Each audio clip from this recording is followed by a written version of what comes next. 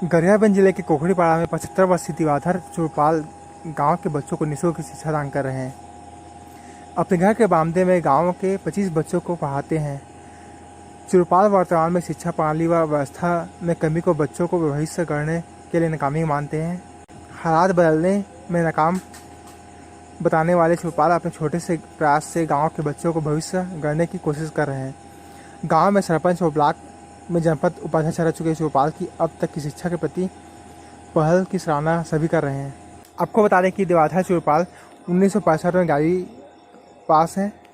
1972 में शिक्षक में नौकरी भी लग गई थी, लेकिन पारिवारिक कारणों से 2 साल के बाद नौकरी छोड़कर परिवार में समय देने लगे।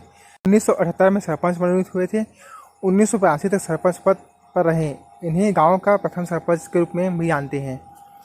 कांग्रेस संगठन में भी बड़े पद पर रहे, लेकिन समय के साथ वे राजनीति से दूर हो गए। अब गांव के बच्चों को भविष्य संवारने जुटे हुए हैं। नहीं, मैं तो जो अभी कम से कम 2-3 साल हो रहा है पढ़ा रहा हूँ। और मेरे गांव के बच्चे हैं, छोटे छोटे बच्चे स्कूल में उतना पढ़े नहीं है।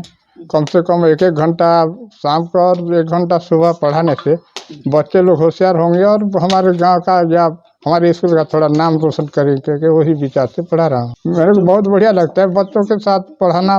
माने एक मूर्ख आदमी को शिक्षित ज्ञान देना मेरे लिए अच्छा है। और मैं भी वैसे पढ़ा लिखा हूँ, इसलिए गांव के बच्चे भी आगे पढ़ें और आगे बढ़ें, क्योंकि मेरा वही विचार है। बच्चों जैसे बच्चों के साथ बच्चे नहीं बनते तक तो सिखा नहीं सकते ना। हाँ, मैं ओल्ड मैट्रिक हूँ, 11वीं पास हूँ 1965 में। ये 2-3 साल हो रहा है। उसके पहले तो नहीं पढ़ा रहा था। पहले वही मास्टर नौकरी किया था नवागुड़ा में। हमारे पिताजी सीरियस होने के बाद वहीं छोड़ दे के खेती काम कर रहा हूँ। नौकरी चाकर भी बहुत थे, कम से कम 50-60 एकड़ ज़मीन है। कमाने के लिए मुश्किल पड़ेगा, क्योंकि मेरे को नौकरी छुड़ा दी है। नहीं, शिक्षा विभाग में ऐसा कोई कमी नहीं है। शिक्षक वहाँ पर पदस्थ हैं।